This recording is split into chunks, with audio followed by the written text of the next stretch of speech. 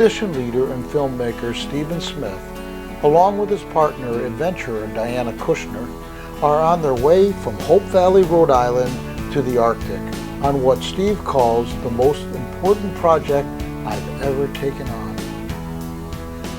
They will be joined by Christopher Horvath, a polar oceanographer and applied mathematician at Harvard University, who is studying sea ice, ocean eddies, and plankton blooms.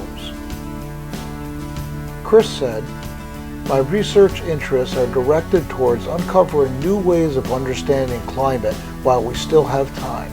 Our ability to see and feel the consequences of rapid Arctic change may be melting away." Rounding out the expedition team will be Michael Dillon, an outdoors enthusiast and executive VP and general counsel of Adobe Systems, along with his son Bryce Dillon, an environmental science major at Gonzaga University.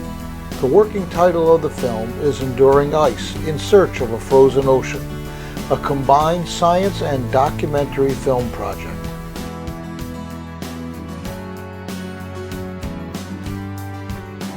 Literally days before they left town, we caught up with Diana and Steve at Arcadia Fields, an organic farm that Diana has run since 1999. I'm Robert Malin with Our World, the Whole Ecology. We're here with Steve Smith, a documentary filmmaker who I've been a big fan of, and his partner, Diana Kushner, who is an organic farmer in Hope Valley, and we're here at their farm before they go out on their next adventure. Well, thanks so much for being here. We really appreciate that you came down to the farm to talk to us about this initiative that we are doing. Yeah, thanks a lot, Robert. It's great, and it's a pleasure for us to be able to talk about our project. So give us a little background on how you got to this point. I have a background in working with wildlife, and I also have a background of adventures and leading adventures in the Arctic. Yes, in 2004 you were Director of Operations and Expedition Leader on the harrowing biopic on Adolphus Greely.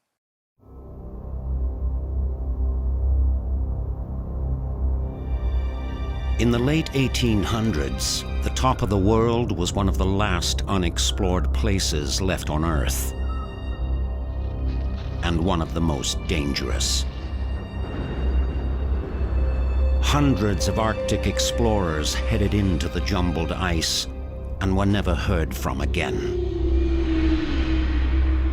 In 1881, Civil War hero Adolphus W. Greely led a scientific expedition to this fearsome place. He and his 24 men were set down on an isolated spit of land just 450 miles from the North Pole and left to fend for themselves. They endured months of pitch-black darkness and temperatures so cold the mercury in their thermometers froze. 28.4. And when no relief ship returned, Greely led his men south in small open boats. Their diaries tell the story of men struggling to retain their humanity during a perilous journey through a frozen hell. 121 years later, Greely's great-great-grandson returns to this haunted place to retrace his ancestors' horrific journey and determine for himself whether Adolphus Greely should be remembered as a hero or a villain. Little did he realize that one of his companions would barely survive the expedition.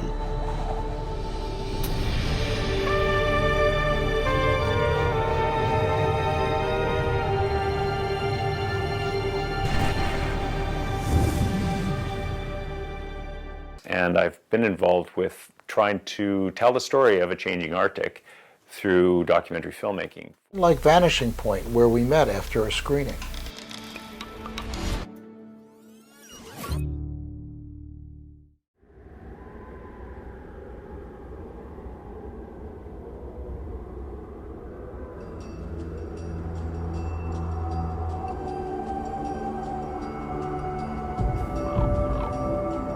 Ittohuangortaamna erriinilik ataqqineqarlunilu Idani agakwe khaqtkhuduni idimaqanakho abungahwa imahwa ikaqtkhudlu beqaruni. Aunim.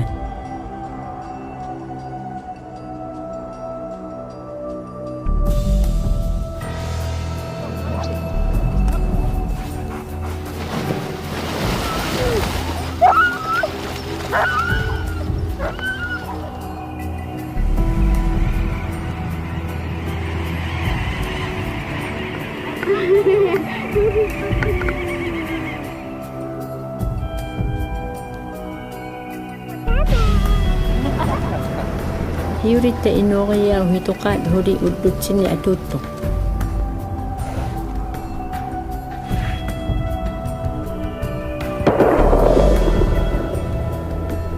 Tauna irani anna qagaruaqiput. Anna qiyanangitsoqli.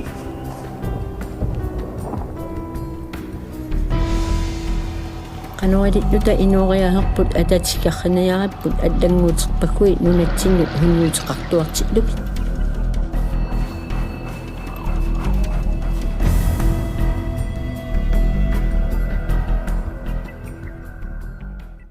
I've made a few different films that have looked at this, and I just realized that despite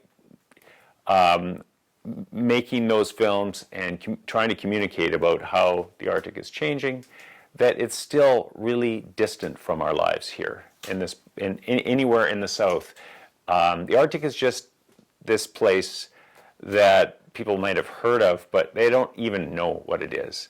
If you were to go out on the street in America and ask the average guy on the street about the Arctic, and just to tell them something about the Arctic, most people have this idea that actually it's either a place that happens to be the Antarctic, so it either is a place that happens to be on the opposite side of the world, and the place that we know as the Antarctic, or it might be a place where people think about like where the North Pole is.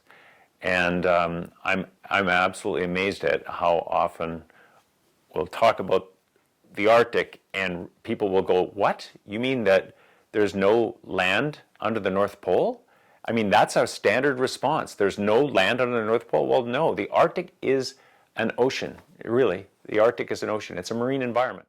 And the land that surrounds that ocean is tied to that ocean, is interconnecting with that ocean. But the Arctic is really a marine environment. Interesting to think about the Arctic in the context of what we don't know. And generally, societally, we don't actually think about the Arctic because we don't really know what the Arctic is. Let's talk about the interconnectedness of everything and why what's happening in the Arctic is important to everyone and everything. The idea is the northern part of the planet in the wintertime is chilling down and the ice forms on the Arctic Ocean, and that ice is white in color. And then as the springtime and summer come, the top end of the planet is pointed more and more towards the sun. And during that whole time frame, all of the incoming solar radiation is being reflected back out to space by the cover of white. So you can think of the Arctic Ocean in its cover of white, of frozen sea ice over the Arctic Ocean. You can think of that as a giant solar reflector. It comes in, it bounces off, about 93% of it gets reflected back to space. But what's happening in the Arctic is that cover of oceanic ice, that frozen ocean cover, is getting much thinner. So it's getting much thinner in the wintertime. And then because it's much thinner in the wintertime, it's melting faster in the summertime. And so we're actually in a place now where some summer soon, it could be any summer now, it's most likely going to happen in around 2030, in the 2030s, there will be a summer where all of the sea ice in the Arctic Ocean has melted. And that is really amazing, because a decade ago, the best science we had said that wouldn't happen, that wouldn't be a possibility for another 100 years.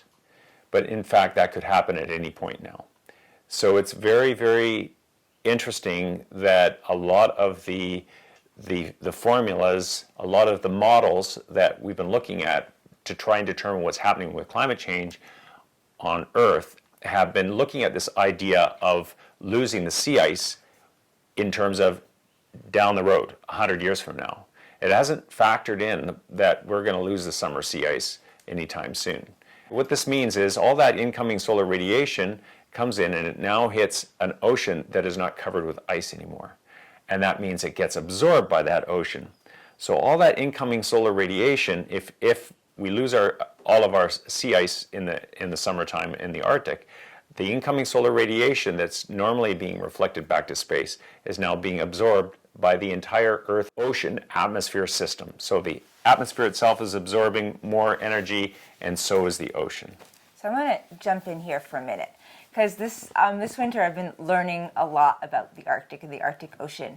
And one of the key phrases I've learned is Arctic sea ice albedo feedback. And it's a big mouthful. But what it means is, well, the word that I think about is feedback. It's a loop. So Steve talked about the white ice.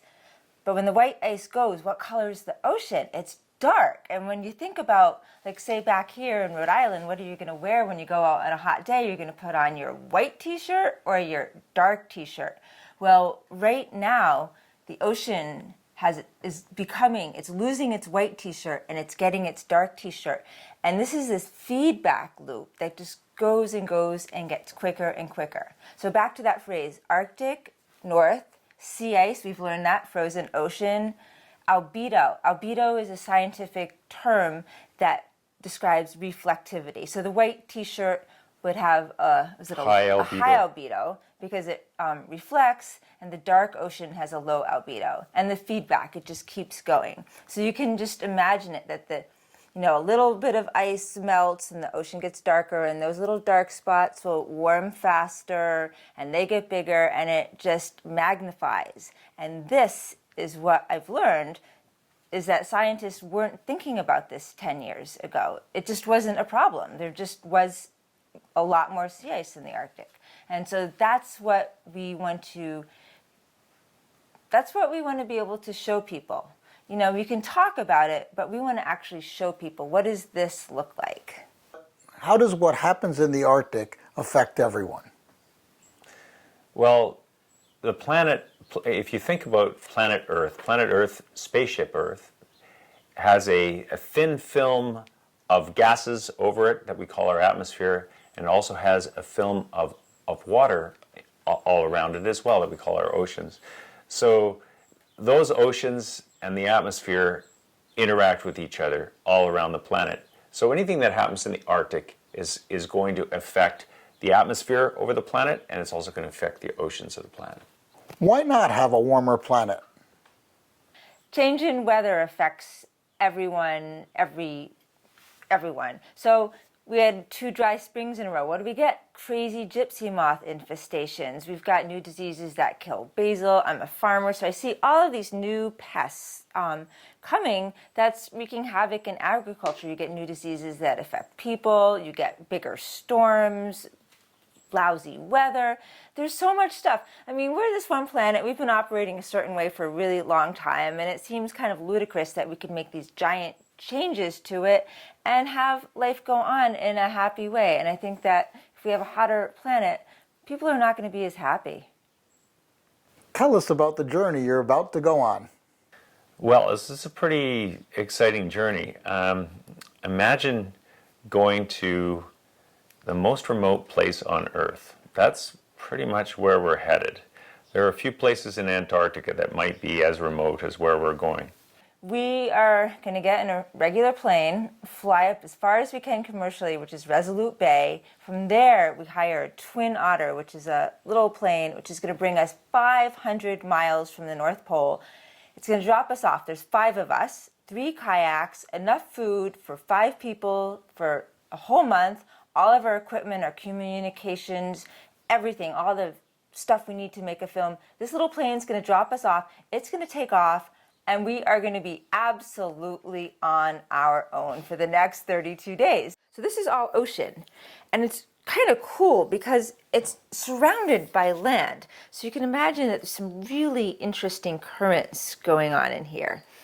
And one of the things the currents do is, well, the Arctic Ocean's connected to other oceans. So there's places where water comes in, like it's coming in over here between Alaska and Russia, and it's going out over here. It's also going out a bit over here and coming in over here. But this is a big area for ice and water to leave the Arctic. So when we're going down here, all the sea ice, well, not all, but some of the sea ice that's been frozen up here is going to be funneling down through this. So we are going to be in our little kayaks with these giant ice floes. And some of them might be like 1 or 2 kilometers wide or 10 kilometers wide.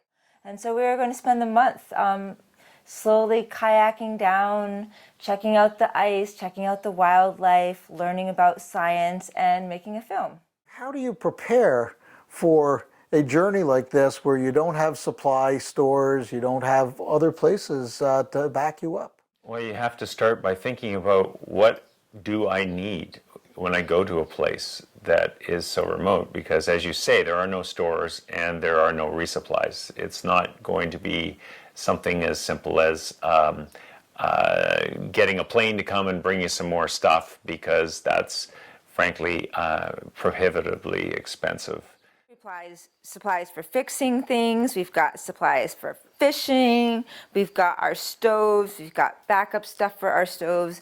Eventually, we haven't picked it up, but in Canada we're going to be getting all kinds of first aid supplies, and we'll be getting things like if you get appendicitis, what are you going to do? It takes at least 2 days potentially for a helicopter to get there. It could take even longer. So we want medicine that's going to cover everything. So Steve works with a physician in Canada who has a lot of outdoor experience, and he has given us this arsenal of drugs to take with us. It's really scary. So there's more stuff. I don't even know where to get going. We've got sleeping bags. We've got our personal flotation devices. We have radios. We have to have good communications equipment. We want to keep in regular contact with our people down here and families and so on, so we have good communications equipment. These are harnesses, because sometimes we'll be pulling our kayaks over the ice. These are dry suits. So if we fall in the ocean, which is a really good chance, ocean is freezing, it's the same temperature as an ice cube, we will live in this. It will keep us dry. We'll get cold, but we'll stay dry. So these are very important. And what's neat about a lot of this gear is the companies that make it are supporting us. So the dry suits are donated by Kokatat. These Pelican boxes were donated. Mountain Hardware is fitting us out. A lot of Rhode Island businesses have helped us out. We've got bread from 7 Stars, and Watson Farm gave us lamb and chicken from Pat's Pastured. So that's been fun. So there are all these different considerations, and so we have to cover all of our bases. So it's a tremendous amount of planning. We're a small party, we're only 5 of us, but essentially we have to have all of our life support with us. One of my responsibilities for this expedition is to get all the food that we're going to need. So 5 people, 32 days. One of them is a young man who's turning 21, so he's probably going to want to eat a lot. We can't bring too much because it won't fit in the kayaks. There's only 3 kayaks and all of our food has to fit in it. But we can't bring too little or we'll get hungry. So we've got things like my mom's been making us granola.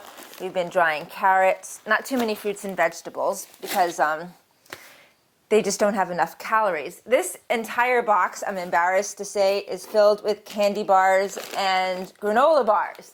We have 310 granola bars. That's 2 each. And this box probably weighs about 50, 60 pounds. Scary. We've got other scary things. Well, dried milk's not scary. Dried egg could be really scary, but it's going to be delicious.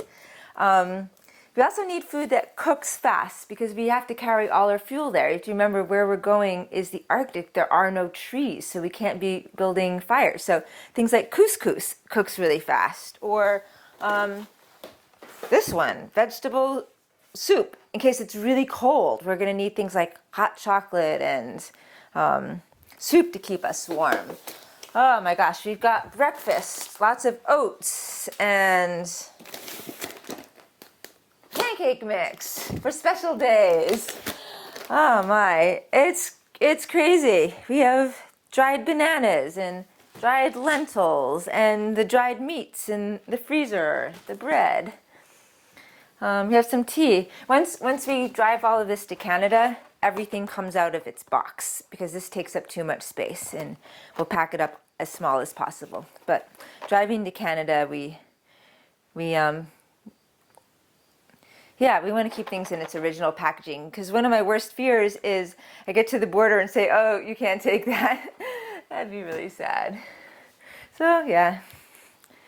And also, we want to make a documentary film, so we have to have a bunch of equipment at our disposal that we can shoot that film with. We're going to be filming. We've got our 4K production camera and smaller cameras, but one neat thing we're going to be bringing, actually you can bring two of these, is a little drone. And the drone's going to be good for filming the ice, so that we can show people what it looks like. But it might also be good in an emergency situation. Like suppose we're going down and we're really stuck because these ice floes are everywhere, and we wonder, let's see, I'm not opening this up properly.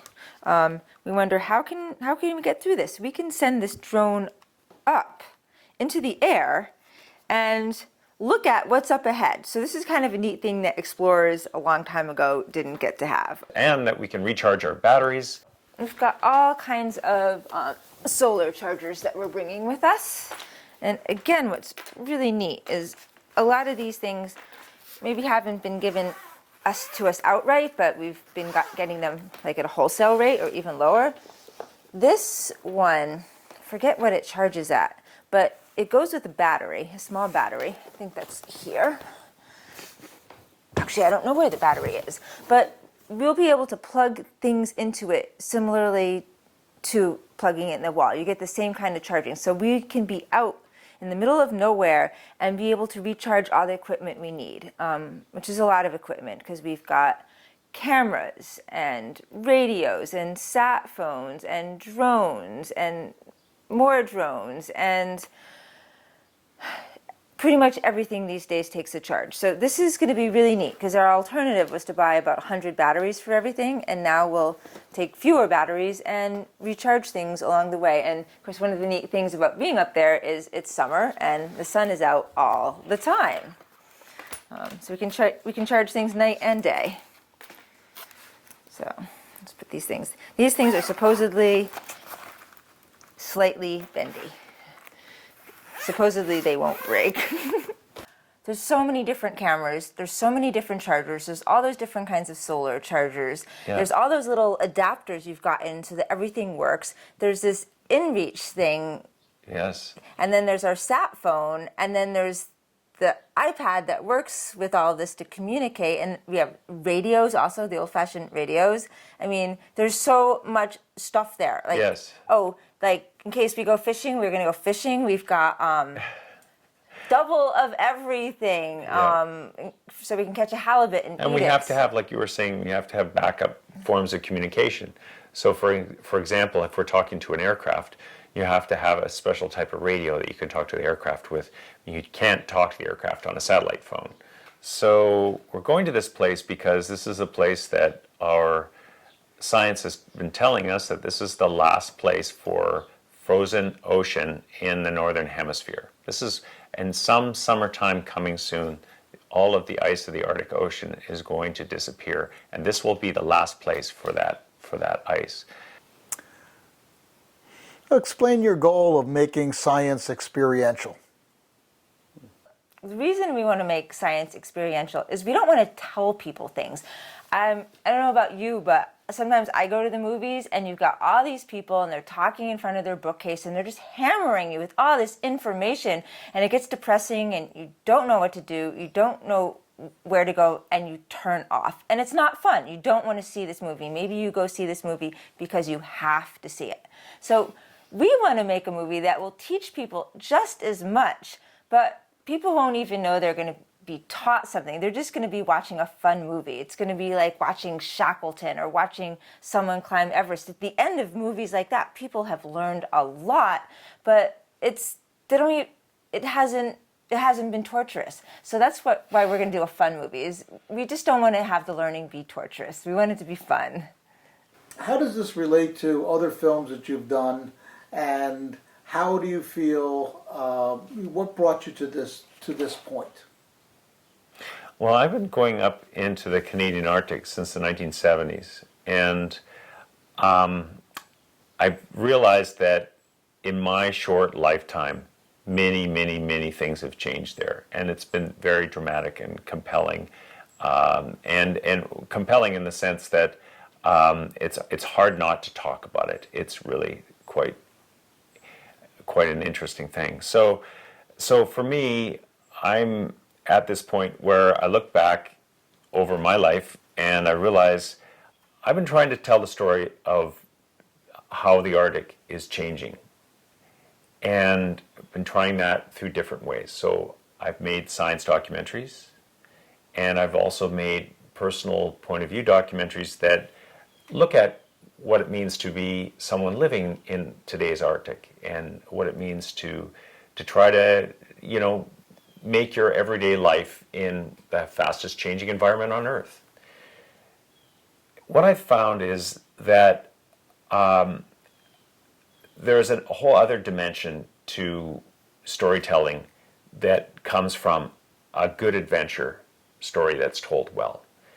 And so I've been thinking, because a huge part of my life's passion has been adventure, and specifically adventure in the Arctic, well, maybe we should do a film that has an adventure story as a backdrop. And on the course of that adventure, we take on a whole bunch of different experiences. Just the day-to-day things that go with an expedition in the Arctic. They're fascinating. They're really, really interesting experiences. What would happen if we had those experiences, and then we embedded into those experiences little learning moments? But they'd be learning moments you wouldn't even realize you were having. Where we're on this experience where we're on an adventure, we have an ice scientist with us, and he's going to be looking at the Arctic world through his own eyes as a scientist. So what about if we go on his journey with him and learn about the Arctic sea ice with him? So I think it's an opportunity. Going on a journey in the Arctic is an opportunity to learn in a different way, without having somebody, a talking head, so to speak, talking about the Arctic, but where you're actually learning about the Arctic through the experience of being on that journey. And I'd like to jump in here and say it's really interesting to be with Steve when he's talking about some of the adventures he's had in the Arctic, because people really get curious. And these aren't people who know about the Arctic. They're actually people who don't know anything about it. And you can see people's minds wake up and they start asking all of these questions. And so I think a lot of people are going to really have fun when they see what's up there and really enjoy learning about the Arctic. So tell us how we follow this excursion and the course of the movie. Well, that's a good question. You can follow us on our website, which is www.enduringice.com, and that's enduring, ENDURING, ice.com. And from there you can get links to our Facebook, and we'll have a little bit of Instagram. We'll do a whole lot more of that once we get back with our billions and billions of photographs. And then for the next year, we're going to be working on a feature documentary, and we can keep people posted on that as we proceed. I want to leave people with one question that I hope this show and this movie will change. Why aren't more people talking about this?